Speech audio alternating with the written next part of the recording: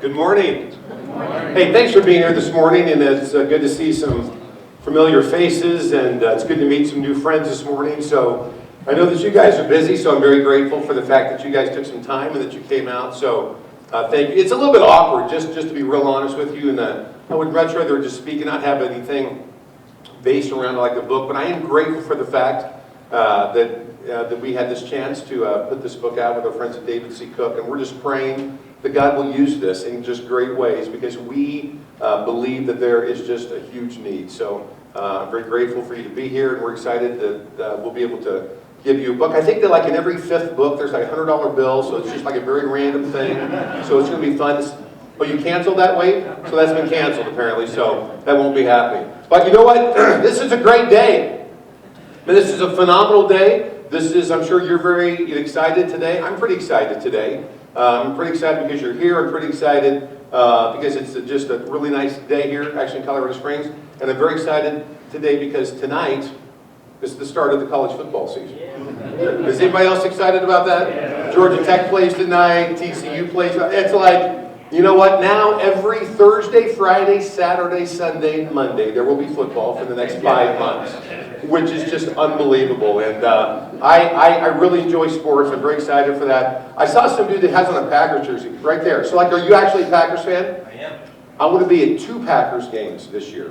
And it's a little bit awkward because I live in Kansas City, but my favorite team is the Packers. The Chiefs are my second favorite team. So the Chiefs asked me to lead a church service before their Monday night game against the Packers. So I'm going to be leading worship for the Chiefs, and then going to watch the game, but I'll be cheering for the Packers. But I just kind of have this fear of just like openly cheering for the Packers, because I'm very aware if I'm on the sideline for the Chiefs, I can't be cheering for the Packers. So I'll be living a lie that night. And anyway, so it's exciting. You know, I really do enjoy sports. I enjoy a lot college football. I really enjoy the big rivalries. That's always really fun to see the big games and the big things happen. Like the biggest game of the year, probably Kansas State. Probably you guys are into that as well. Okay, maybe not so much. But things like, like Ohio State and Michigan and USC and Notre Dame, and there's some big games. But there's no bigger game by far in college football than Alabama versus Auburn. Would you guys agree with that? Yeah. I mean, it's an unbelievable deal. There's just been, amazing history over the years. Just the game now about 3 years ago. One of those games is just absolutely unbelievable. It's just off the charts. So there have been some great games lately. There have been some great games over the years, but maybe actually the best games between those two teams took place in the 50s and 60s, largely because of Paul Bear Bryant and Chuck Jordan. Those are two of the greatest college football coaches of all time. Now, the fact that we talk about the fact that these two teams hate each other, that's just not a myth. They do hate each other. That was true back in actually the 50s as well. Well, there was one game where they're playing and the game is almost over. Now Alabama has played great. They're up by 5 points. They're driving down the field. Auburn has no timeouts. Alabama just has to fall on the ball and the time will run out. Like the game is over. But keep in mind that these two teams hate each other with this passion that is just off the chart. So the play is in. The play is very, very simple. Victory formation, fall on the ball. When Auburn has no timeouts, this thing is won. But there's this quarterback for Alabama who is a phenomenal athlete, an amazing player, slow runner, but just like this golden arm, and he hates Auburn. Hates them with a passion. But it's his last time to play against Auburn, and even though the play is called fall on the ball, he thinks, this is our chance to get one more touchdown. This is our chance to just rub a little bit of salt in the wound. So you know what? Instead of saying fall on the ball, he calls a pass play and says, I know it's like the last play of the whole game, but we're going to just dig these guys one more time. So he calls a pass play. So he goes out there and takes the snap. To the horror of Coach Bryant, he does not fall on the ball, but he fades back and throws a pass into the end zone, which is caught by a defensive back for Auburn, who is one of the fastest boys in the entire conference, who now has 105 yards between him and the most unbelievable win that he could ever imagine. So he takes off. There's nobody that would have a chance to even catch him. The only one who would have a slight angle would be that quarterback, who is not a fast boy, and this back is incredibly fast. So he takes off 10, 20, 30, 40. The crowd just going absolutely crazy. 50. they're starting to be a little bit amazed, though, because it almost seems like that slow quarterback is almost actually gaining on them 40, 30, 20. At the 10-yard line, the quarterback catches him, tackles him, and then Alabama wins the game. After the game, the two coaches meet out there in midfield, and both of them are just shaking their head. Chuck Jordan just doesn't even know what to say. He's just beside himself. He says, "Bear, how is it that your boy, one of the slowest boys in the entire conference, was able to catch my boy, one of the fastest boys in the entire conference?" And Coach Paul Bear Bryant, in that slow southern drawl, said, "Chuck, your boy was running for a touchdown. My boy was running for his life." He was motivated. Incredibly motivated. I think that's an important question to ask today. What motivates you? What's the thing that really motivates you in your life, in your marriage, in your ministry, in your walk with Jesus? What really motivates you to take the actions that you take to do the things that you do? It's frightening, but in the past couple of weeks, a lot of pastors have been motivated to take action in their life based upon two words: Ashley Madison. A lot of pastors have had to take action based upon that. Because a lot of pastors were guilty of seeking out an affair in the midst of their marriage. And we've heard all sorts of reports of the number of pastors that actually resigned last week. There have been some that have hit the news, and you've heard some big names that have had to leave, and it's been absolutely heartbreaking. And what the world has said is, well, they were obviously, they had these two lives, and they had the church life, but there was this secret life, and there was this life that no one knew about, and if we would have known about that, well, so we've heard all sorts of words of criticism about this, and there's a lot of that which is very true. They were living two lives, and the way that we talk about that, lots of PastorServe is, in one sense, we kind of have this front stage life where we're out and the church sees us, and you might be out front, and you're usually, well-spoken and well-dressed. Well, maybe not well-dressed, but you're well-spoken, and you're out there, and the church thinks, man, we love this pastor. We see the front stage life, but then there's this backstage life oftentimes, and the thing that just kills pastors, they think, you know what, I really don't know if my backstage life matches my front stage life. And I think there's so much stuff that is back here in the back of my life that I just have this massive fear that if the church really knew the way that I was, if they really knew the way that I lived my life behind the scenes, that they would not like me. They would not want me to be their pastor. They would not be in my church. Therefore, I want to live my life, and I want to minister in one sense in fear, because I can't allow you to really get to know me. I want to just kind of have this barrier up, and you can come to right here. But you know what? The stuff in here in my life is so messy, it's so awful, that I don't want you to get to know any of those things. And so we have found that there's a lot of pastors that do, in one sense, live that double life. They've got the front stage life and the backstage life. And if we have that type of a mindset, we have found it just brings down pastors faster than anything. Because we're not being authentic, we're not being real, we're not being honest. In many ways, that was my story. I had the chance to pastor for about 20 years, and in the last church, God was very gracious, and the church grew, and just some amazing things and some great stories. And so you would look at the church and you would say, man, really successful, and some great people in the church, and staff growing, church growing, impact growing, all of these types of things.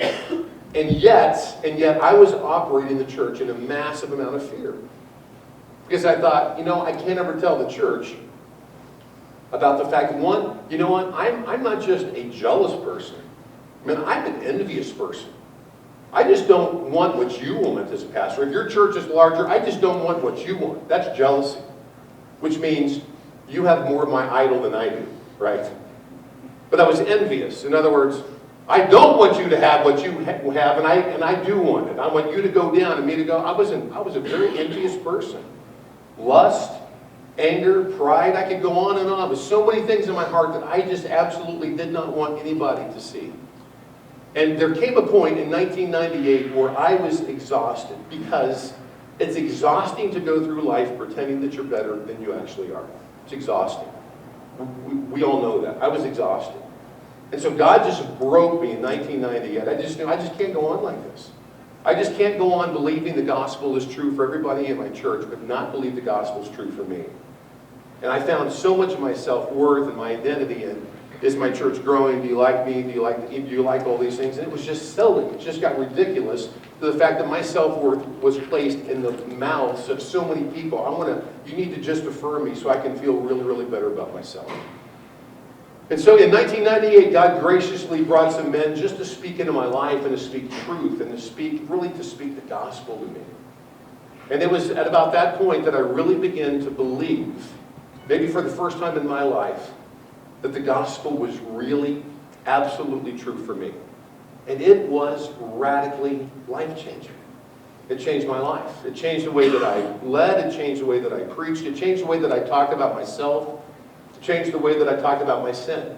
And it was interesting because about 90% of the church loved it. Just, oh my goodness, we have an authentic pastor. We have somebody who's real. We have somebody that has the same struggles we have. We can talk to him. About 10% of the church hated it. And when I say hated, I wish I could find a word that was a bit stronger. They loathed it. They despised it because they didn't want a pastor that had issues. They wanted a pastor that they could say, kids, you need to be like Pastor Dodd. Look at him. You need to be more like him. And so the fact that I was starting to share more of the backstage stuff and the fact that I was a broken person, it created a lot of conflict in some people. So there was some conflict in the church. And it was interesting because back then I was on the radio every day. We had a show, yada, yada, yada. But there were some pastors that began to hear, something has changed about your preaching. We can tell something is different. And so I began to have some pastors that called and just reached out to me and said, hey, you seem like a safe person to talk to because it seems like you're pretty open about your life and I've got some issues in my life and I need someplace safe to go because I really don't feel like I have a safe place. That's an interesting thing that we could talk about for a long time. Most pastors don't feel like they have a safe place where they can go. They might say, well, we have a structure in my church or my denomination or my network or whatever it might be in which I have elders or I have a presbytery or I have a bishop or I have a district superintendent, or we could go on and on with those. And I'm supposed to go to this person if I have struggles. But you see, here's the issue. That person is also, in one sense, my boss. They've got some real authority in my life, and I'm not going to go to that person because I have such fear that if they knew all the issues I have in my life, they're going to fire me. And you know what? I've got a mortgage, and I've got some kids, and I've got kids in college, and I can't risk that. I can't risk doing that. Therefore, I'm not going to go speak to them. I'm just going to keep everything on the inside because I don't have a safe place to go. And I don't know if you know these types of stories. I guess that you do. But there's so many stories out there about the person that does finally just say, I've got to just talk to somebody. So a pastor goes to his elders or his session or his board or his deacons or his presbytery, whatever it might be, and says, hey, I'm struggling with these things. And the board says, you know what? You're fired. We don't want pastors to have these types of struggles. I have some stories that would break your heart. We dealt with a pastor that had served his church for 18 years with no sabbatical, no like extended vacation. He just served there lengthy, very, very faithfully. And he struggled with some things as far as like some online porn, and so he came and he confessed it, but he was also caught, that they had a way to see it, and so he was caught. And so they had this big debate about what do we do with this guy? And I said, listen, I strongly recommend that you give him a 3-month break and let's really, really address these issues. Let's talk about these issues. He's got some massive struggles in his life. Let's process these things through. He's never had a sabbatical. He's never had a break. He's never had anything. Why don't you give him that right now and let's really allow him to get some coaching and some counseling and let's delve in deep. Why is he involved in online pornography? And the board said no, and they fired him that night. I said, I really disagree with this. I really think that that's the wrong decision. And they said, well, what would you do if you were us? And I said, that's a hard question to answer because I'm not an elder here, but I can tell you what I would do if I was a member here. They said, okay, what would you do? I said, I would leave this church as fast as I could. Because if this is how you deal with your pastor when he has an issue, how are you going to deal with me when as a church member I have an issue? Because I guarantee you there's so many people in the church that have the same issue. But as the word spreads that this is how you deal with it, that there was no grace whatsoever, there was no attempt to work him through. I mean, all these things, especially in light of the fact that he'd been overworked for 18 years. That's a whole other story. But it just broke my heart. But in many ways, that's where pastors were. And they began to call me because they said, we have no safe place to go. We have no safe place just to go to process some things that we're really struggling through. And in one sense, that's how PastorServe began. Because as I began to deal with more and more pastors, it was about this time in 1999 that it just became so clear that there are so many pastors that have no place to go. And so God was very clear, and He called me, and so I stepped away, and we launched PastorServe. Which, don't be at all impressed with that, because we had no board, and no money, and no strategic plan, and no 501c3, and no nothing. But there was just a dream of the fact that we need to care for pastors. And over the years, God has been unbelievably gracious just to see it grow. And, that very, very quickly, by about 2006, we were at the point where we got about 15,000 calls a year. It was just incredible, because once the word spread, hey, here's a safe place where you can go and process some things in your life and talk through some hurt, it just exponentially began to grow. And that's kind of where it's actually still going. And you guys are very blessed here, because you've got Wade Brown, who's here, and he's right here in this region. That's an amazing thing. So the fact that you guys have got Wade here, so I just encourage you, as you need a safe place to go to talk through things and process, I encourage you to just call Wade, because he will be there for you, to walk with you, to process with you, talk with you. And he's a great guy to call and say, you know what, I've never talked this through with anybody, but man, I've got this thing in my heart. I've got this secret in my heart. Secrets crush people, right? They crush people. And he's a great person to go to just walk this through. So we've got this difference in life oftentimes between the front stage and backstage. But the way that we talk about that, and I want to draw out a diagram here. So I don't know if you can see this well, but I want to try to draw big. So if you're back or in the back, that you can see it. But I want to draw, we're going to make this a timeline. We're going to make this a young pastor who's 20 years old. Here's a pastor who's 25. Here's a pastor who's 30. By the way, I'm very encouraged to see a lot of young pastors in the room here today. That's awesome. There's a pastor who's 45 years old, in my mind, which would be still very young. Here's a pastor who's 50. Here's a pastor who's 55. So I heard some cheers for that one. Here's a pastor who's 60 years old, 65, 70. Let's go all the way to 75, all right? Okay, and over here, we're going to do a scale 1 to 10, and I'll explain this in just a second. So, let's talk about the fact that you have a pastor. Let's talk about just his gifting. Let's talk about his talents. Just what God has blessed him with. You know, that we deal with some really amazingly gifted pastors. So, you know, that we might say, okay, let's say that there's a pastor, and on the talent scale, on the gifting scale, let's say that he starts off pretty high. Let's say that he starts off like a 6.5, okay? You know, that we have found that if you get some training, you get some coaching, you go to some conferences, you really work on this, you get some feedback, you're open to others speaking into your life, you know, we have found that, you know, all throughout your life that there can be growth. You can grow in your talent and your gifting. And let's say that this person really works hard, and let's say that at the end of their life, let's say that they're like 8.6, which would be amazing. Once again, this is skill. This is your gifting from the Lord. This is just your God-given talent. This is what the Lord has blessed you with. Now, I wish that I could say that we have dealt with lots of pastors that we met, and we'd say that they were a 1, and then they spent time with us, and by the end of their life, they were a 10. You know what? That doesn't happen. It just doesn't happen. It's almost like there is a gap, that if you start off at a 1, the highest that you might grow is a 4. And if you start off at a 4, the highest you might grow is actually 7. And I think that that's in Scripture. It talks about talents. The fact that God gives, you know, some 1 and some 2 and some 5. And I think that we are very much, very, very different. But I think that God calls us to do everything that we can with the gifts that we have. So I absolutely believe that we are called to take our gifts and our talents and to hone them. Here's the huge issue. That's not the only line on the chart. But most people in the church perceive that as the only line. And so I hear things like this. Wow, I just went to hear a pastor preach. This is the first time I've heard this person preach. Unbelievable. Only 31 years old, and the message was so impactful. Oh my gosh, it changed my life. I have never met anybody who was so mature for that age. I mean, I love this person. I mean, I absolutely love them. I mean, it was just off the chart, incredible. Now, you take that statement right there and let's parse that a little bit. Maybe the message did change your life. Praise the Lord. It might have been massively impactful. That's amazing. He's really, really mature. You don't know anything about his maturity. You don't know anything about him. You don't know how he lives his life. You don't know how he treats his spouse. You don't know how he deals with finances. You don't know anything about his backstage life. You're seeing his front stage, and you're making backstage judgments based upon the front stage alone.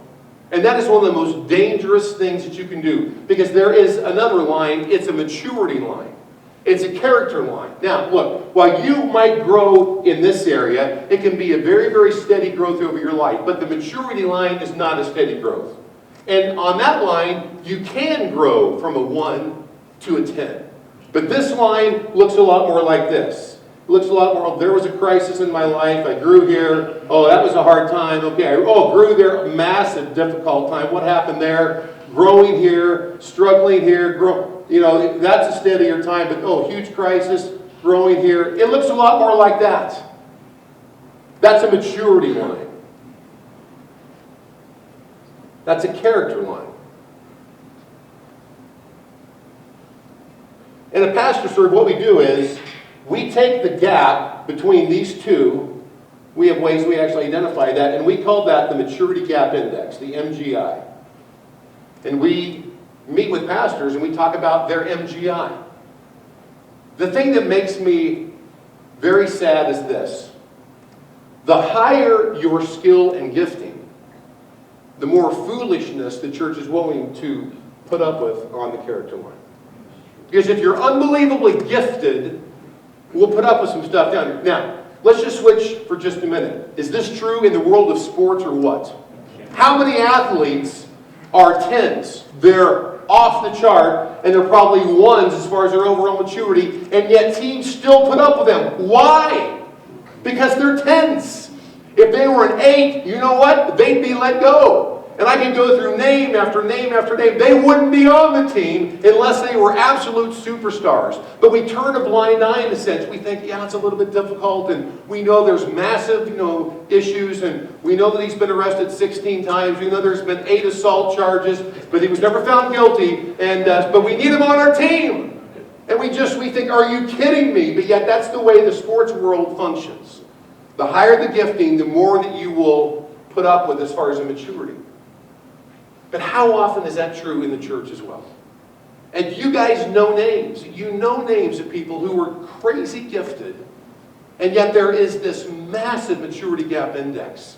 And you would say, how is the church allowing this to happen? Because they're so gifted and people want to turn a blind eye towards it. We have to have people that will speak into our life right here. So I had the chance to pastor for about 20 years. My first job in the pastorate was, I was a youth pastor, and I was up in Chicago. I was in Wheaton, Illinois. And I worked for a guy named Kent Hughes. I don't know if anybody's heard that name. Kent Hughes, amazing guy, phenomenal guy. He was my pastor, but he was my mentor. In lots of ways, the guy was like my hero. And just to work with Kent was just this great time. And I'm telling you something, Kent Hughes is the real deal. I mean, he is the real, he's just a phenomenal guy. So I worked with Kent. I was his youth pastor. And so I was still kind of new there, and I'm just in this dream world. I'm thinking, man, I'm working for Kent Hughes, and I get to hang out with Kent a little bit every day. I'm on this great staff, and I just loved it. So there's one day I talked to Kent. He says, hey, let's have lunch. Kent, I'd love to have lunch with you. So we go out and we have lunch, and he says, Jimmy, I just want you to know, man, I think you're doing some things in the youth ministry really well. And I stopped by the other day and I kind of heard you teach. I was kind of back there behind the wall, and I heard you teach, and it was really strong, and I thought it was really good points, and man, the kids love you, and there just seems to be some strong momentum, and there's some growth. And I'm thinking, this is the greatest lunch of my life. I mean, this is Kent Hughes complimenting me, saying great things about me, and I feel like this is amazing. And then Kent said, and this is a direct quote, he said, however, you have a Messiah complex. And it was kind of like, excuse me? What? And I stopped eating, and he said, yeah. And there's times where I just don't think you work with parents well. Sometimes I think you use the strength of your words and kind of twist people and make them feel like you really kind of take advantage of them. And he went down a list of 8 things. 8 things. And I'm telling you, as he went on, I just sunk lower and lower in my chair. I just thought, this has now gone from the best lunch of my life to the worst lunch of my life. And then he gets done and he says, I know this has been really hard to hear, but I typed all this out, and he slid this across the desk. A letter. Now, I blew it here. I wish I'd have brought it in. You know what? I have it in the car. I mean, I carry it with me. It's one of my treasures. It's from 1982, but it's one of the treasures of my life. It's a treasure because Kent Hughes said, hey, Jimmy, you know what? I acknowledge the fact that there's some skill and that there's some gifting. But, buddy, you're incredibly immature. And if you have to work on this, and if you don't, it will not go well for you. He loved me enough to call me out and to say, you know what, you better grow up. As I have talked about this with pastors, I'm very aware that most pastors have never had anybody that loved them enough to call them out and say, and I love you, I care about you, but you know what though, there's some things in your life that are not right. So we have talked with pastors and we've asked them, who are those people that call these things out in you? And as a result of lots of questions and answers, what we came up with was that each of us need to have 6 relationships in our life. It's extremely important for us to have 6 relationships that we can have that can actually speak to us, and that's what this book is about. There are 3 professional relationships, and there are 3 personal relationships.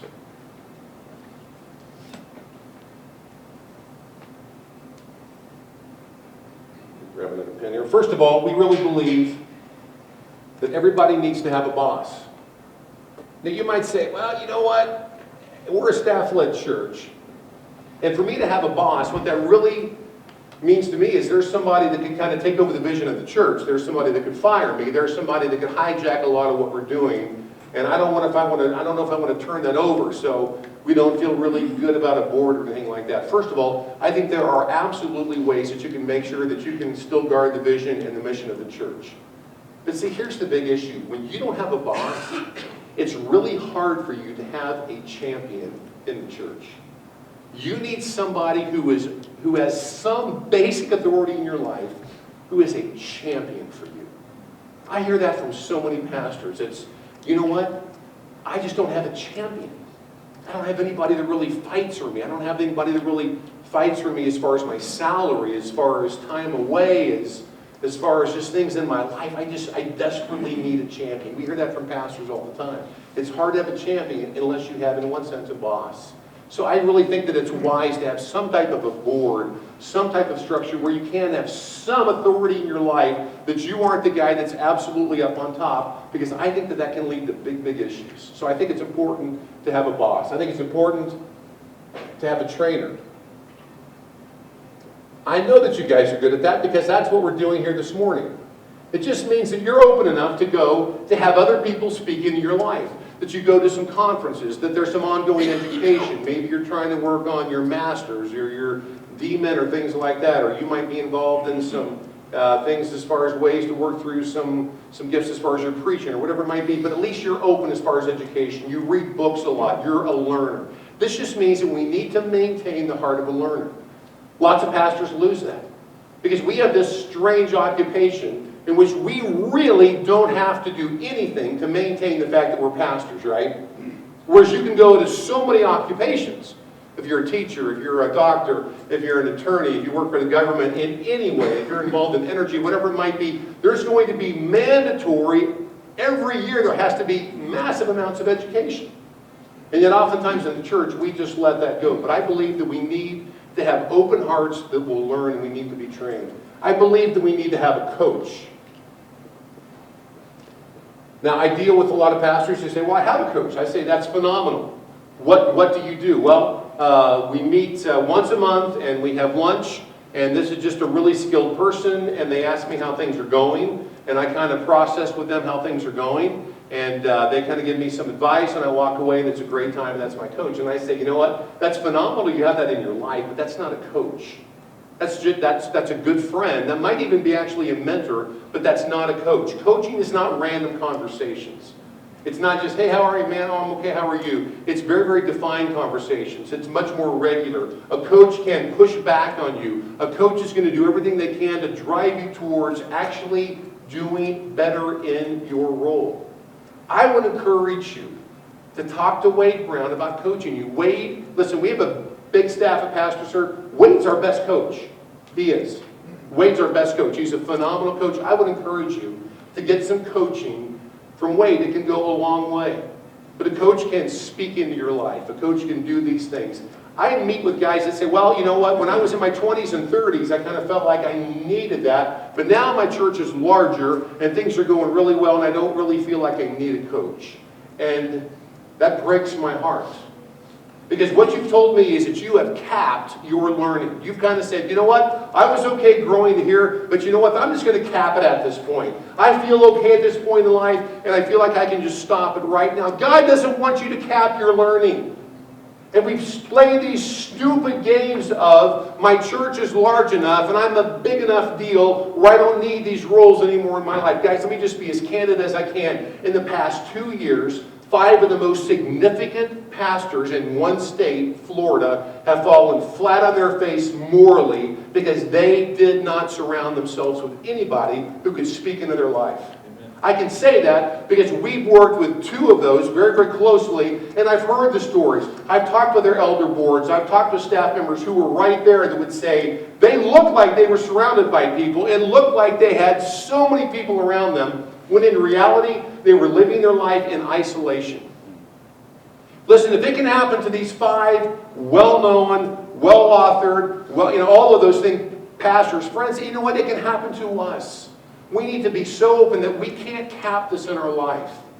We can't say, well, my church, I'm a big enough deal that I don't need this anymore. Let me go back to the sports world. You know what? They would laugh at that thought. They were always going to have a coach. Jack Nicklaus, till the day that he stopped playing, had a coach. Could he beat his coach? Of course he could beat his coach. He was much better than his coach. But his coach had insights that could help him. Yet we have this mindset in the church of, well, this person hasn't pastored a church as large as I have, and they haven't done as much as I have, so I don't really know if they're going to be able to understand what I'm going through and speak into my situation. That's stupid. That's ridiculous. Nobody believes that in the sports world. Of course Michael Jordan could beat Dean Smith in basketball. But did Dean Smith do massive amounts of work with Michael Jordan? Of course he did. Michael Jordan, listen, we could go on and on with illustrations there. I don't care how big your church is. If it's a church of 50,000, friends, you need a coach. You need somebody that can speak into your life, to push back on some things, to ask you questions, because we all desperately need to have that. Okay, that's the first 3. By the way, we will have some time at the end as far as questions and answers. So if you're starting to think through questions, you can just hold those. We're going to go to questions and answers in 15 or 20 minutes here? 15 minutes. 15 minutes. So we're going to wrap it up here. All right, so down here at the bottom. So we have boss, trainer, coach. Let me write these out, then we'll go back and talk about them. Counselor, mentor, and then just a good friend.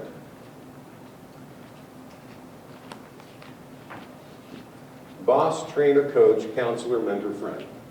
Counselor. Counselor makes a lot of people uncomfortable.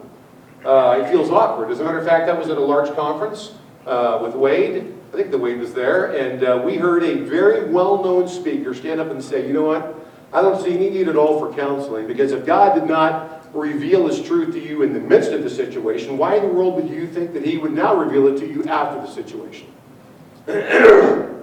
Thereby throwing every counselor in America underneath the bus. It was not a good time. And that actually led to more counseling for PastorServe, because we had so many pastors say, well, that was the most confusing thing I've heard in a long time. And I'm thinking, that guy for me is called job security. But anyway, it can be a very helpful thing to go back and to process some things in our life. I have a counselor that I go to, and I can think of 3 key times that I've had to just go and say, man, I'm confused about some things, and I'm trying to process this. And like after my dad died, and I was just struggling, because we learned in my dad's life that there was a gap between front stage and backstage. that we did not know about until after he passed away. That was very, very painful. And so I went and I had to do some processing. Can you help me just unpack this? Can you help me just walk through this? I think it can be one of the most helpful things to have a gospel-based counselor that can just speak truth, but to help us process these things.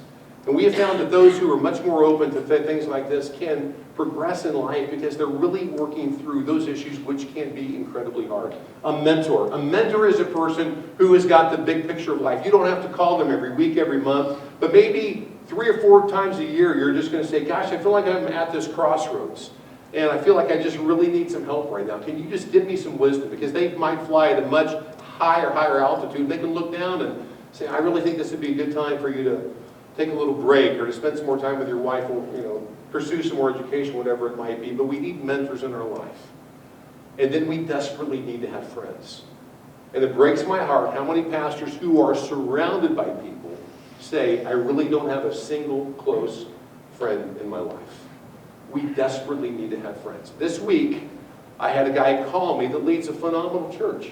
He called me and said, can we have coffee today? And I said, well, I've got a small gap right here. And he said, yes, I'll come anywhere. So he came and he said, my gosh, I read the book. He said, I just, boom, I read it. And he said, I need some help because we're a staff-led church. I don't have a coach. He said, I think I do really good as far as just things like as far as training. So I think I'm really good there. He said, I think I have a mentor in my life. He said, I have a counselor in my life because I have a daughter who was actually abused by a kid, and it was just an awful thing. So we've been involved in lots of counseling.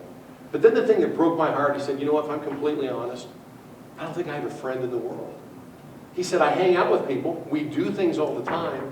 We talk about life together, but we really don't feel close. And I'm longing for that friend. We desperately need friends in our life. Let me just show you very quickly here just a thought about friends. And I would guess that a lot of you have seen the Johari Window, which is a tool that we use at PastorServe, I feel like almost every day. And if you haven't seen this tool, it was worth your time here actually this morning. And the fact that you might get the large bill in the book. So we have a chart that is part of the Johari Window that looks a lot like this. By the way, for years and years, I was wrong because I said that this was built by a guy named Dr. Johari. And actually it was 2 guys named Joe and Harry. And they just combined, that's really true, they just combined their names. So this is by Joe and Harry, but it's called the Johari Window, Johari. And they said there's really 4 parts of our life. They said there is, there's what I know. Again, I'm trying to write a little bit larger for you in the back, sorry about that. What I know about myself. And over here is what I don't know about myself.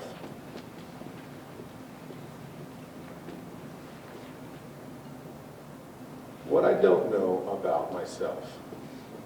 Over here is what you know about me. And then the last one is what you don't know about me.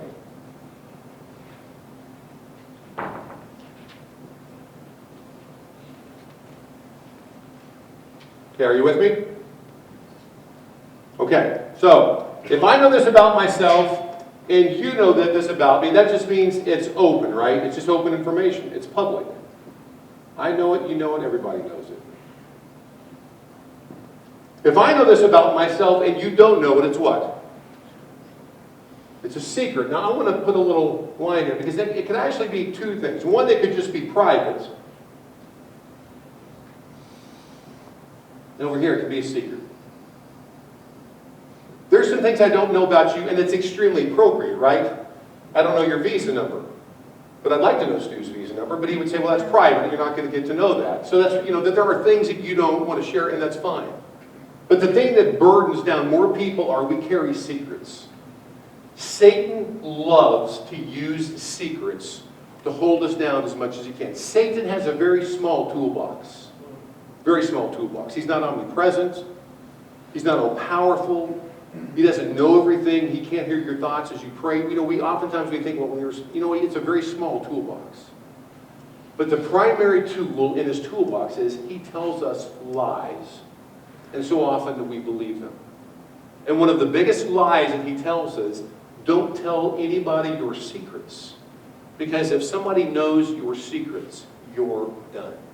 And so many of us go around and we carry these massive, massive weights. I want to promise you, all 400 or however many pastors that were involved in Ashley Madison woke up every morning and the first thought every day was, is today the day that they find out my secret?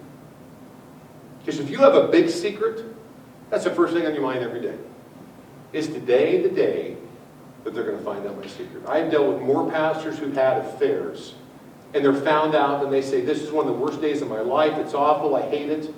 However, my secret's out. And there's this weird sense in which this burden is off of me, because this secret I've carried for so long, it's gone. So much of the power of Satan is released and broken if you share your secret with just one person. It's amazing. If you're carrying secrets today, I beg you to find one friend that you could say, man, I carried this for so long. I just need to share this secret with somebody because it's just crushing me. So many of us carry secrets. Okay, if I don't know it and you don't know it, it's what? Hidden. Okay, so we would think, well, we can't do anything about that. I would disagree with that. And I'm just going to make a fast statement here. I really believe the Scripture speaks to the fact that the hidden can be revealed through worship, prayer, and fasting. And if you don't fast, I would encourage you to begin to regular fast, because I think worship, prayer, and fasting are ways and things in our life that are hidden from sight from everybody, that the Spirit of God can actually reveal it. I could preach a whole series on that, but I won't here today. Okay, last thing. If I don't know it about myself, but you do know it, it's what? Right there, blind spot. You can see it. And for some reason, I can't. You've got to have friends that you deputize in one sense to be Nathans in your life, to come to you and say, dude, I don't know why you can't see this, but you're the man. I mean, there's some things in your life that you're just missing, and I don't know why you can't see it. You're the man. We have to have friends that love us enough to say, you know what, there are some blind spots. To even say, well, yeah, I believe that we have all four areas in our life, that's a big step for a lot of people, because in one sense you're saying, I believe that there's the potential that I might have a blind spot.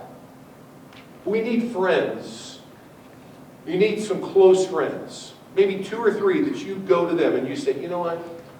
You see me a lot. You know, I just need you to know, I give you the permission to be a Nathan in my life. Because I need you to come and to speak to me about some things. Because there's some things that I'll just miss it. And man, I don't want to just miss it forever. I need you to come and speak to me. Because I want to believe that the Spirit of God is going to use you as a tool in my life to speak truth, and that there can be some change. I encourage you in that. Find Nathans to speak into your life.